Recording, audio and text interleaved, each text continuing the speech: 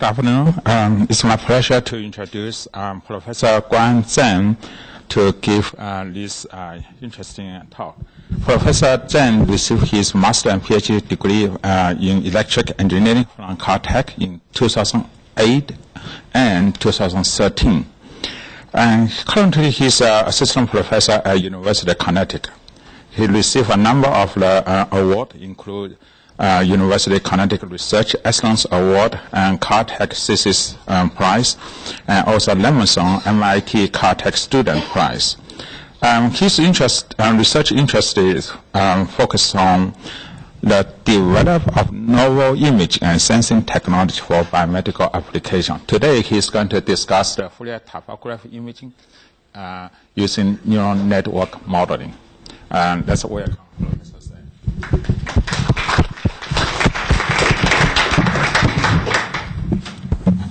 Hello, can you hear me? Okay.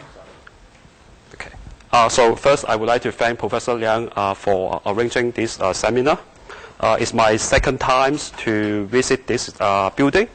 The first time is for OSA Student Chapter Conference, and it's good to come back here again. So today I would like to talk about an imaging approach called Fourier ptychographic imaging. And I will discuss different implementation of this approach. I will also talk about how to model this imaging process using neural network. So the outline for my talk, so I want to first introduce a little bit about the concept of phase retrieval. And then I will discuss this Fourier ptychographic imaging approach and its different implementations. And the last part is try to model this imaging approach using this neural network. So let's start from the phase retrieval. So this is the imaging system we want to consider. So we have the object at the bottom. We have the objective lens, and we have a tube lens, and then we have the image sensor at the top. So the light will come from the bottom, and we can represent the light using this pxy. And here, we assume this is a ping wave, so that's why we have this e to the I kxnx times e to the I ky ny. And this kxn kyn represents the wave vector for this ping wave. So after the light interact with the object, we get the object transmission function multiplied with this light pattern P. And then this light will be passed through the microscope system, and it will be low pass by the microscope platform. So that's why we convolute with this point spread function of the microscope system. So this is the light from the object, and after it passed through the microscope system, it has been low pass filtered by this microscope. And finally, we will detect the light using this image sensor. And you notice that we take the absolute value of the light, and then we do the square to it. So basically, we can only detect the intensity of this light field. Okay, so that is our image formation process in this typical coherent imaging system. So for this microscope system, if we do a Fourier transform to this point spread function, so you can get this coherent transfer function in the Fourier domain. Repeat one more time. So if we do the Fourier transform to this point spread function, then we can get this coherent transfer function in the Fourier domain. So you can see that within the circle, the transmission will be 1, and outside the circle, it will be 0. And the cutoff frequency of this circular pupil function will be determined by the numerical aperture, that is the NA, the numerical aperture of the objective lens. So just briefly recap. So this is the image formation process. So we have the object. So this is object O, which is the complex value, and it's unknown. We try to recover the object. And then we have the pattern. So in this case, the pattern is just a ping wave. And this kxn, kyn represents the wave vector of the ping wave. And then we have the PSF. If we do the Fourier transform to the PSF, we can get this circular pupil function. So I have a phase factor here to represent the aberrations of the system. And if you don't have aberration, this phase factor will be just equals to 0. And now the problem is, so based on the measurement we have, which is the intensity measurement, so we try to recover the complex object function O. So from this measurement I, we try to recover the complex object function O. So that is the goal. Okay, so how to do that? Well, basically we need to identify some constraints for this problem, for the object.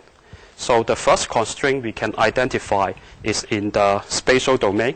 So this is the image we can capture in the spatial domain. And the second constraint we can identify is the constraint in the Fourier domain, because we know that we are using this microscope system. So we know that outside this circular pupil, it should be 0. Inside this circular pupil is related to the object. So we know this aperture constraint.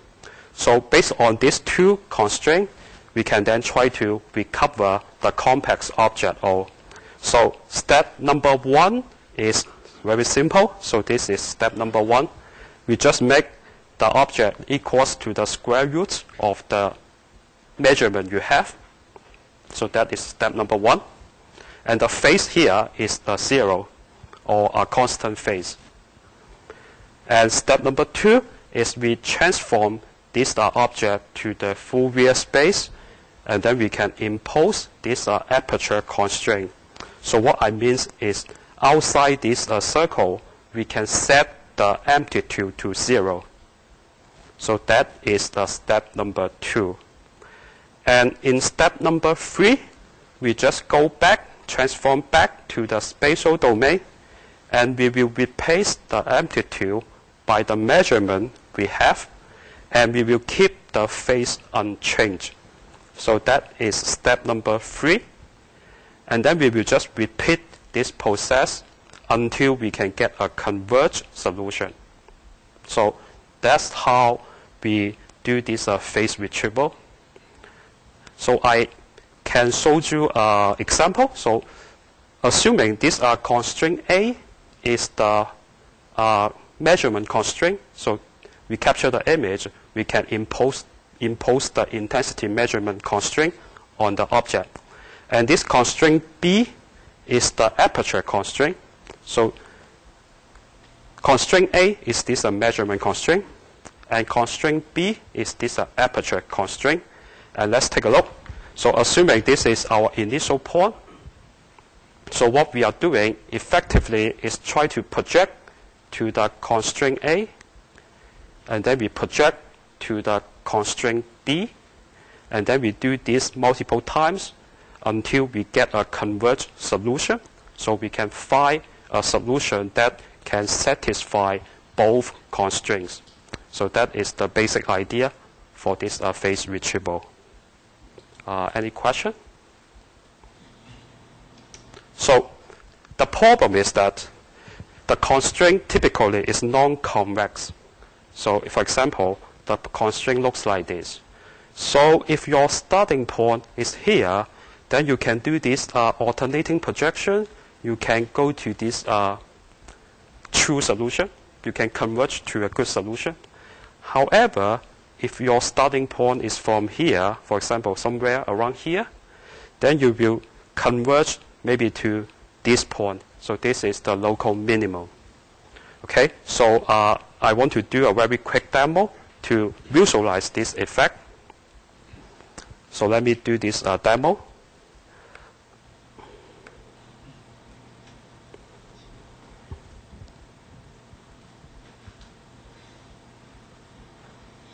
Okay, so again, so we have two constraints. This is the first constraint. and this is the second constraint, and we have a point. So you can think of this point as the 1 pixel of your object. This point is 1 pixel of your object. And this point can take different real value and can take different imaginary values, because this pixel is complex. So now we try to do this alternating projection, and let's try that. So step 1 is we try to project to the first constraint, and then we try to project to the second constraint, and then we can do this again. And for this convex optimization case, we can always converge to the intersection between these two constraints. Okay, so there's also other method to do this phase retrieval. So let me show you another example. So this method is called average projection. So the idea is very simple. So step 1 is we try to find 2 projection points, and then we take the average of these 2 points to be the solution in the step 1. Okay, and then we can do this again. Again, we try to find 2 projection points, and we will take the average of the 2, and this becomes our second step solution. And we can do this, and we can converge to an intersection between these 2 constraints. So this is called average projection. We can also do something else. A very popular technique is called successful reflection. So let's take a look. Okay, again, so this is the initial point. So what we try to do is we try to find the reflection for this initial point.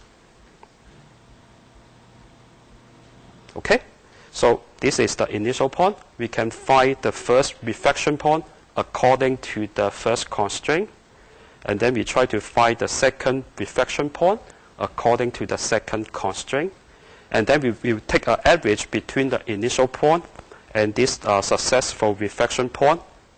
So we get the step 1 solution. Is that clear? So how to find this reflection point?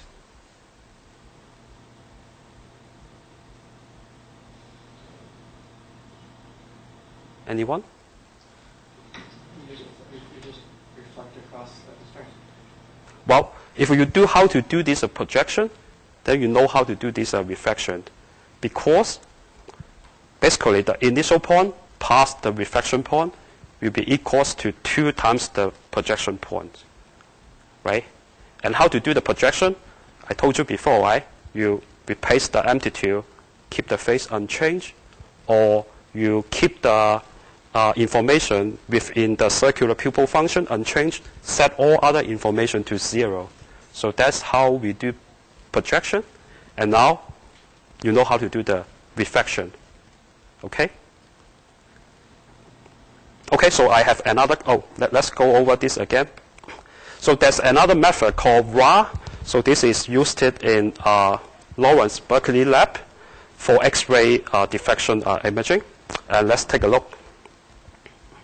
So the idea is similar to the successful reflection. So basically we find the first reflection point, we find the second reflection point, and we take the average between them.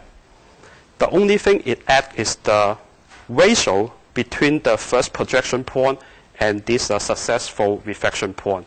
So I can change this ratio. For example, I can change this ratio to 0.4, 0.5.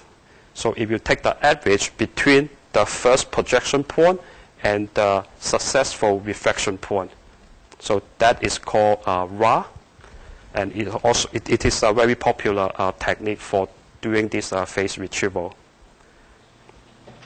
And we have other methods. So for example, we have the gradient descent. So let's take a look. So basically, gradient descent is you are walking downhill. You try to find a way to go to the bottom of the hill. So let's take a look. So this is step 1. And you just find the gradient and try to reach to the lowest point of the hill. So that is the basic idea for gradient descent. Okay, so I have a question for our student. For the real case, the constraint is not a line, right? Do you agree? So what will be that constraint looks like?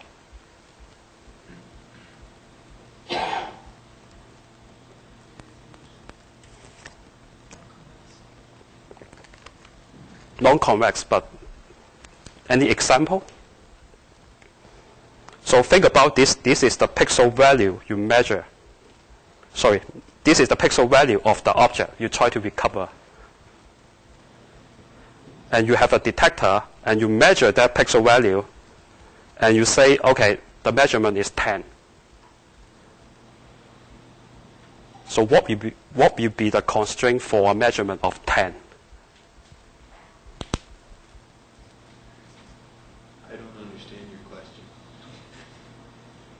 So this is the pixel value, right?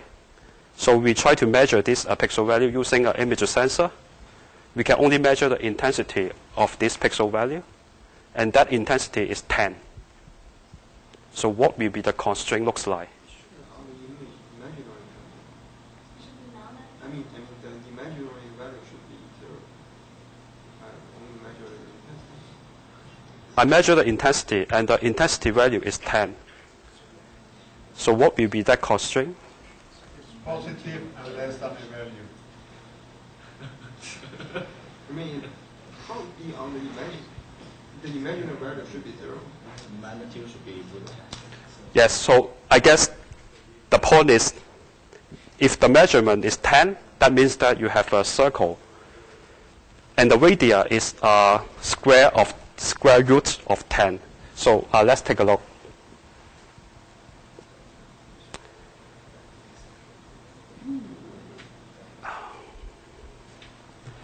Okay, so I guess the key point is, so when you do the measurement, right, you have a measurement of 10, but you can take different phase angles, right? So that's why you have a circle.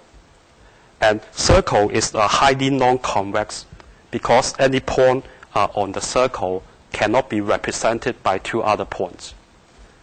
And so let's take a look at these different approaches. So the first approach is the alternating projection, and let's do this again. So step 1 will be just project to these 3 different constraints. For example, we have 3 different measurements. And we do this again. And let's do this.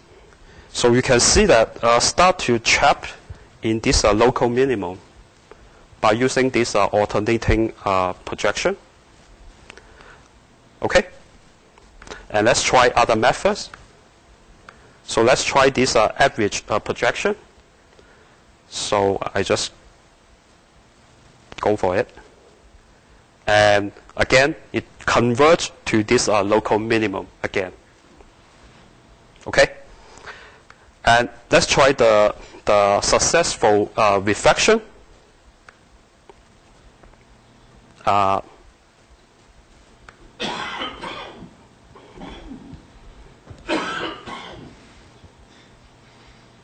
Okay, so this is a reflection. So typically, it can better converge to the solution because the searching space is larger than other approaches. You can see it try to go crazily about this searching space.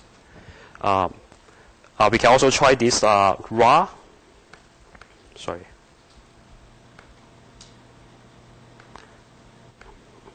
So basically, this raw is similar to the successful reflection.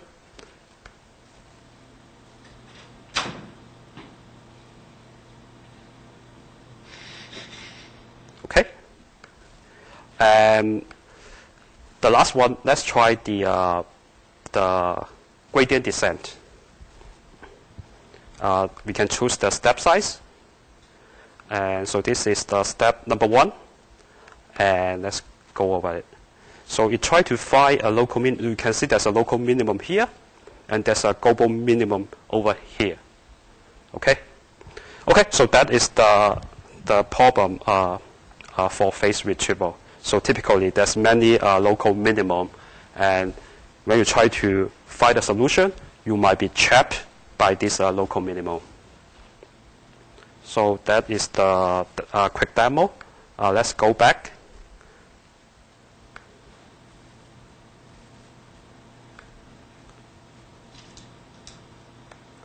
Okay, so that is the very brief introduction to phase retrieval. So now I want to talk about our approach. So our approach is called Fourier ptychographic imaging. The idea is very simple. So we have regular microscope system. We have the object, we have the objective lens and tube lens and the detector. So what we do here is we add an LED array under the sample. So each time I will turn on one LED element and illuminate the sample from one instant angle, and I will acquire one low-resolution image of the sample. So by turning on different LED elements, effectively, I am illuminating the sample with different instant angles. So that can make multiple measurements of the object. And we can then perform this phase retrieval process based on these many measurements. And we can recover the phase and improve the resolution. So that is the basic idea. So this is the demo for a prototype platform. So let's take a look. So each time we turn on one LED element and illuminate the sample from one instant angle and capture one image of the object. And by using this LED array, we can illuminate the sample from many different instant angles, and we can capture many low-resolution images of the object. Okay, so then how to recover the object? It's very simple. This is the slide from the previous slides. So basically, this is for one instant angle. We apply this intensity constraint, and then we apply this aperture constraint. So what we did is we just repeat this process for all different measurements, all different instant angles. So I have a video to show you this reconstruction process. So this is the low resolution image we capture, and this is the high resolution measurement. This is the high resolution initial guess. And this is the high resolution initial guess in the Fourier domain. Okay, so for each low resolution measurement, we try to impose the constraint in the spatial domain and the Fourier domain. The location of this red circle is determined by the illumination angle of your LED element. The size of this red circle is determined by the numerical aperture of your objective lens. And you can see as we cover all the space in the Fourier domain, we can improve the resolution of the this resolution target. Okay, so this is just a recap of this reconstruction process. So step one is we have the initial guess of the object, and for each low resolution measurement, we try to impose the constraint in the spatial domain and the Fourier domain, and we will repeat this for all different instant angles, and then we can recover the high resolution intensity and phase information of the object. So I guess I have animation for this reconstruction process. So step one is we try to generate a high resolution initial guess. We can just do interpolation to generate this initial guess. And the phase can be a constant. And we switch this to the Fourier domain by doing a fast Fourier transform. And then in the Fourier domain, we try to generate a low resolution image corresponding to one pink wave illumination. So for example, we generate an image corresponding to this red circle. we just low pass filter, and then we can generate this low resolution image of the object. And step 3 is we try to replace this amplitude by the measurement you make. So this is the constraint in the spatial domain. So this is the case before I update the amplitude, and this is the case after I update it. And then we try to put the information back within this red circle. So this is the aperture constraint in the Fourier domain.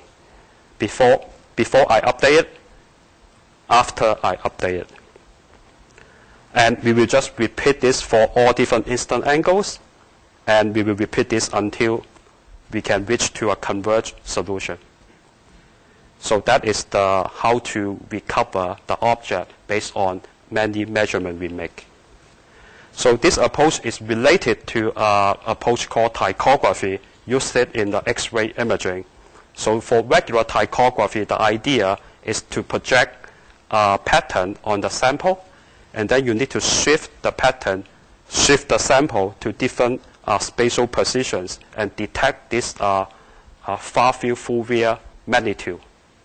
And then based on this measurement, you try to recover the complex object. So this is the regular ptychography. So what we did is, in fact, try to scan this aperture in the Fourier domain instead of the spatial domain. So that is the main difference. So this is our original setup. So we use Lego to house this LED array to illuminate the sample from different instant angles. So in this experiment, we use this 2x objective lens. By using this objective lens, we can get a large field of view. So the diameter of the field of view is about 1.2 centimeter. And then we illuminate the object from 137 instant angles. We acquire 137 low resolution images.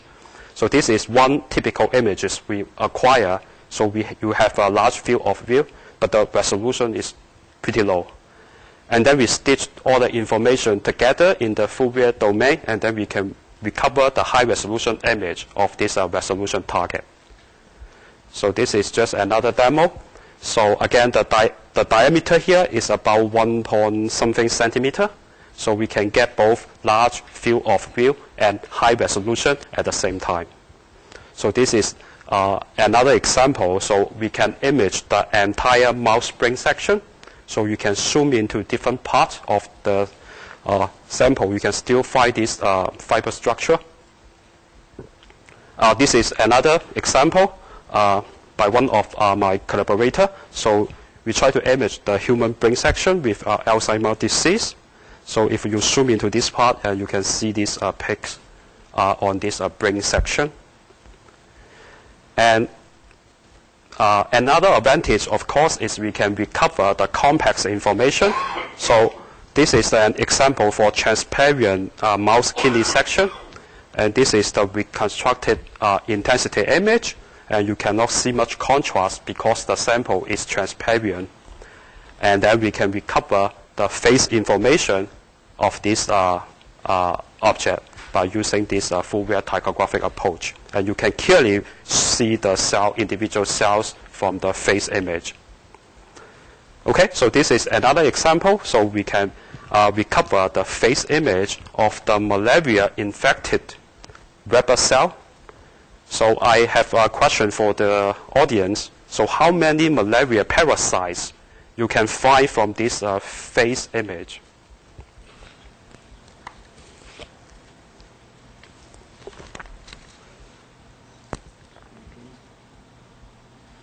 Yeah. Are the pointing things the malaria parasites? I'm not going to tell you how the parasite looks like. You try to find something that is not normal.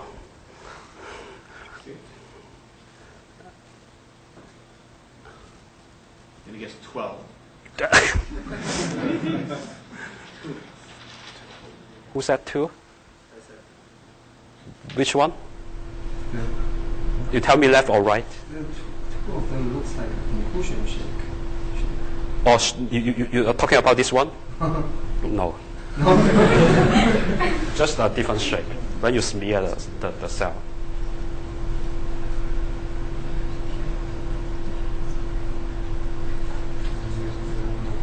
Left, on right?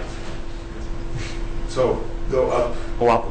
and then to the left, please. To the left. To the left. Left. That one has the white dot on it. Good. So this is the first malaria parasite. Can you find a second one? About halfway up, pretty much on the right edge. Oh, This one? Yes. very good. In fact, there's another suspicious one. So this one. You can see some white dots there, but you cannot confirm this is malaria parasite or not. Okay. So we can also recover the aberrations of the system. So let's go back to the beginning. So we have the object, we have the ping wave, and we have the PSF of the microscope. In the reconstruction process, we can also recover the object and the PSF, the point spread function, at the same time. So this is one example. So we can recover the section at different location.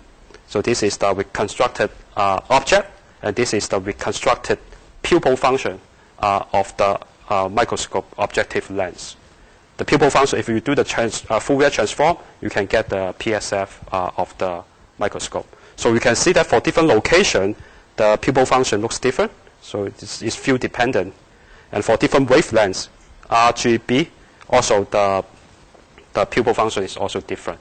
So there's some chromatic aberrations of the system.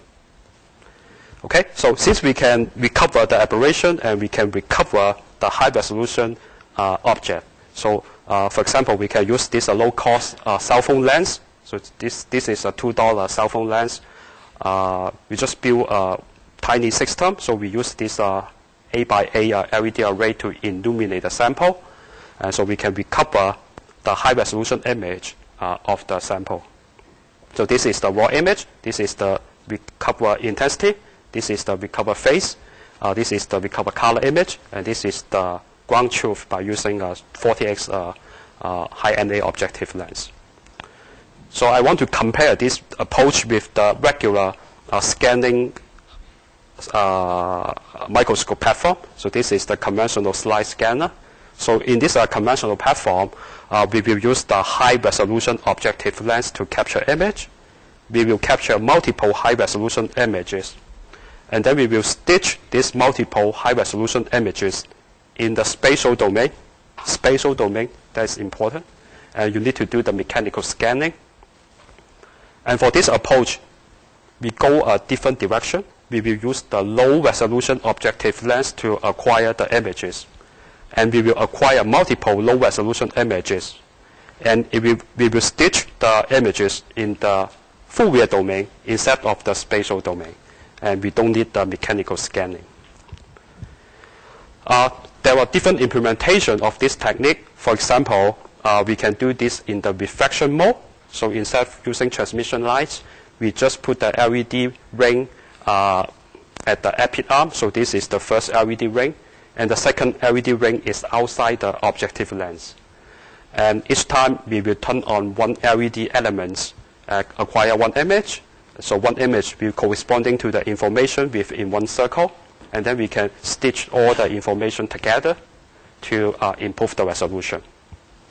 So this is the raw image, and this is the reconstructed image by stitching all the images in the Fourier space. So this is another example. This is the compact disc. So this is the raw image, and this is the reconstructed image. And you can clearly see the periodical tracks on this compact disc. Well, we also have other implementation. So another implementation is try to implement this approach using binary Shunpei. And it is motivated by X-ray imaging. So in X-ray imaging, you cannot change the beam line. So the beam line is fixed. You cannot change the incident angle easily. So what we can do is we can mount the sample on two rotational stages. And we can use this binary Shunpei to capture the low resolution image of the sample. So again, in X-ray imaging, you don't have a lens, so that's why the zone pay will be the only option. So this is just the prototype setup. So this is the setup from a different view angle, so we can rotate the sample along 2 different axes. And this is the raw image, and then you can try to recover the high-resolution image. And you can rotate the sample to different orientations. So in this case, we just rotate the sample to 2 orientations, so you can improve the resolution along these 2 directions. So this is another sample. It's some nanoparticles, microparticles on the gas slice. So we can rotate the sample to 4 different orientations, so you can improve the resolution along 4 different orientations. So another implementation is we can do this in the telescope setting instead of doing microscope. We try to do a macroscopic imaging. So the idea is we try to put the sample far away from your lens. So this is just a regular camera lens. We just put the sample far away from the lens. So the far field propagation will be equivalent to Fourier transform. Let me repeat one more time. Far field propagation of the light is equivalent to Fourier transform. So the aperture of your lens, in fact, is the constraint in the Fourier space. So what you can do is you can just move the entire camera to different positions, acquire multiple images, and then you can stitch these images in the Fourier domain to improve the resolution. You can also do this, maybe use an endoscope, not only this camera setting. So this is the raw image we acquire, and the resolution is limited by the aperture size of your camera. And this is the reconstructed image by stitching 7 by 7 images we capture. And the resolution in this case is determined by how long you can move your camera. So in the original modeling, we assume the object is 2D. So if the object is in 3D, it's better to model the object as multiple layers. So first we have layer 1 multiplied with the light, and then it will propagate for a certain distance, and we will multiply with layer 2 and propagate for a certain distance and multiply with layer 3 and so on and so forth. So by doing this, we can recover multiple layers at the same time. So this is the raw image we capture, and we can recover the information at different layers. So this video shows you the reconstruction at different layers.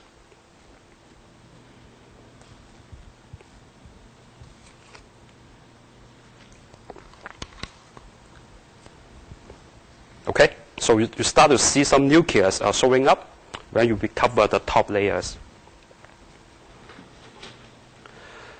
We can implement this without using any lens. So this is the regular platform. We have the LED object, objective lens, tube lens, and the image sensor.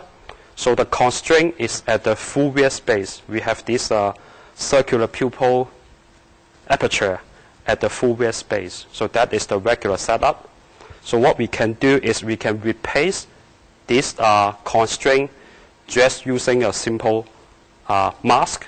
And in this experiment, we use this periodical mask to impose the constraint. So again, the constraint is that within this circle, you keep the information. Outside the circle, in the back region, you just set the amplitude to 0. So that is the constraint we try to impose in this lensless system. So let's take a look at the operation of this system.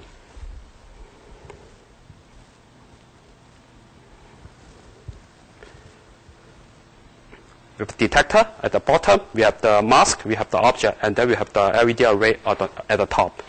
So each time we will turn on one LED element, we will acquire one image. And turn on another element, we acquire a different image. And based on all images, we try to recover the complex object information. So this is the intensity of the object, and this is the phase of the object.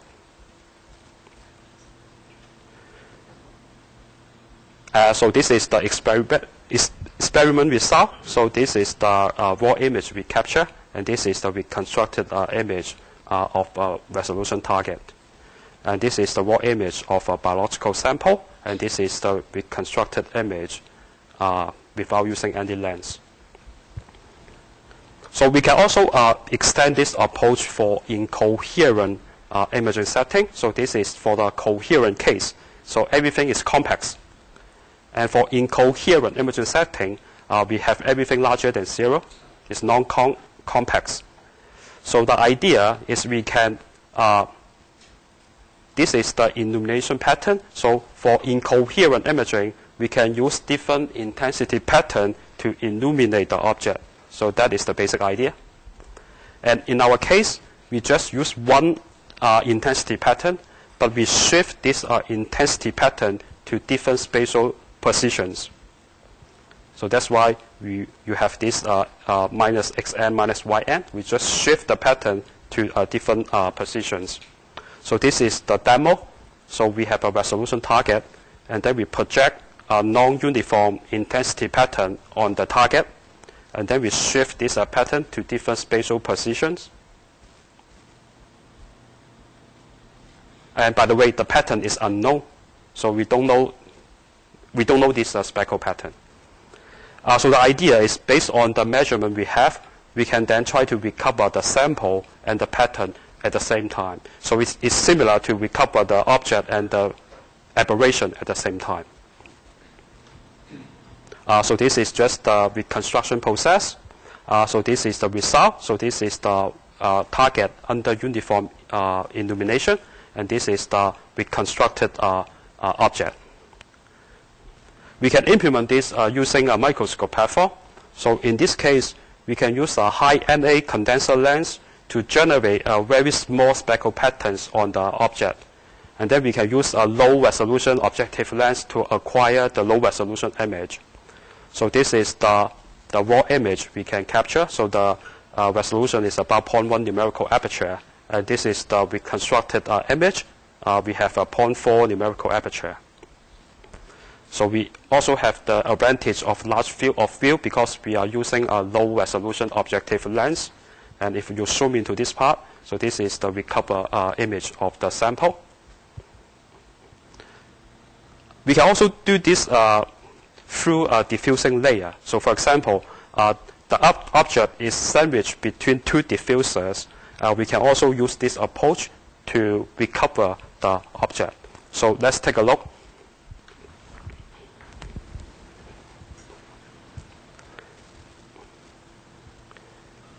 So the resolution target is sandwiched between two diffusing layers.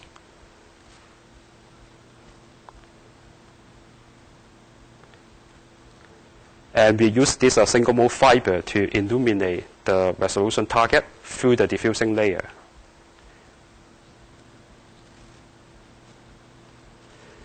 And then we can generate this very fine speckle pattern on the resolution target. And we can move the fiber to different positions, and then we can shift this pattern to different spatial positions.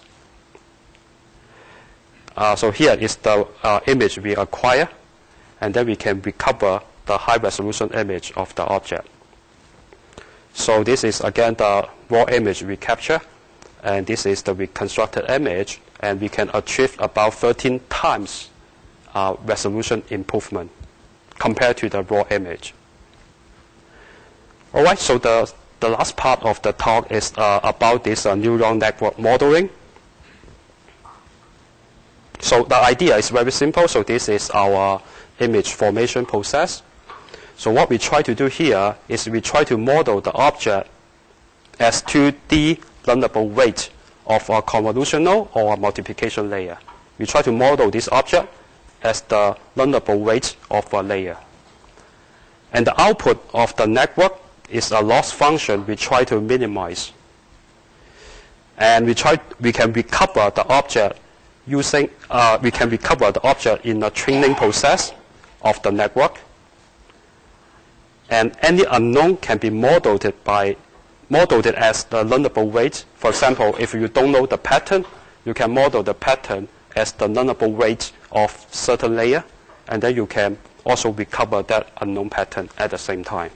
Or you don't know the instant angle of the light, you can model the instant angle as the learnable weight of a layer.